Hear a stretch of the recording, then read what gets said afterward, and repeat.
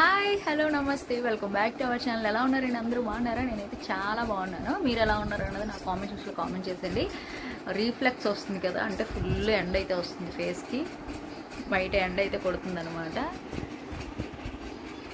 అక్కడ ఎండ, పిల్లలైతే స్కూల్కి అయితే వెళ్ళిపోయారు. క్యారేజ్ కూడా బేగనే అయిపోయింది ఇవాళ. అలాగే మిల్లెట్స్తో చేసిన దోశ కూడా పిల్లలకైతే వేసి పెట్టేశాను. ఇప్పుడు ఏంటి విషయం అంటే, నేను ఒక ఫ్రాక్ కుట్టానండి, ఒక శారీని.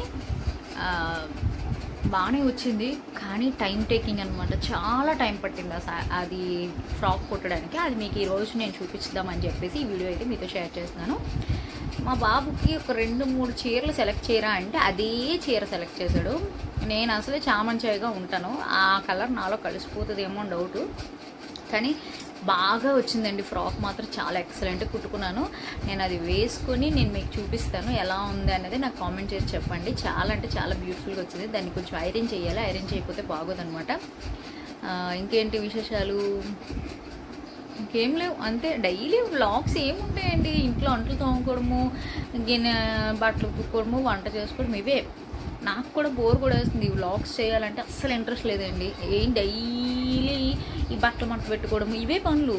ఏదైనా మీకు యూజ్ అయ్యే వీడియోస్ ఏమైనా చేస్తే చూసినందుకు మీకు ఏదైనా ఉపయోగం ఉంటుంది, చేసినందుకు నాకు ఒక సాటిస్ఫాక్షన్ ఉంటుంది.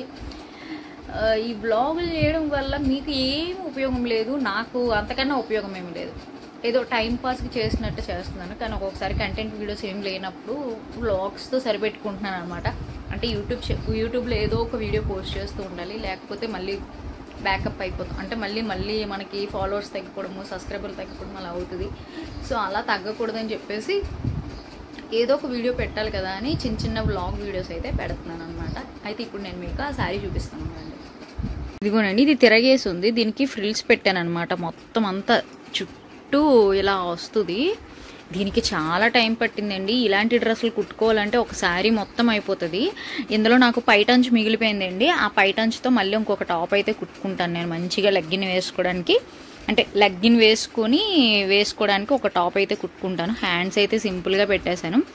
నేను ఒకసారి వేసుకొని నేను మీకు చూపిస్తాను ఎలా ఉంది ఏంటనేది.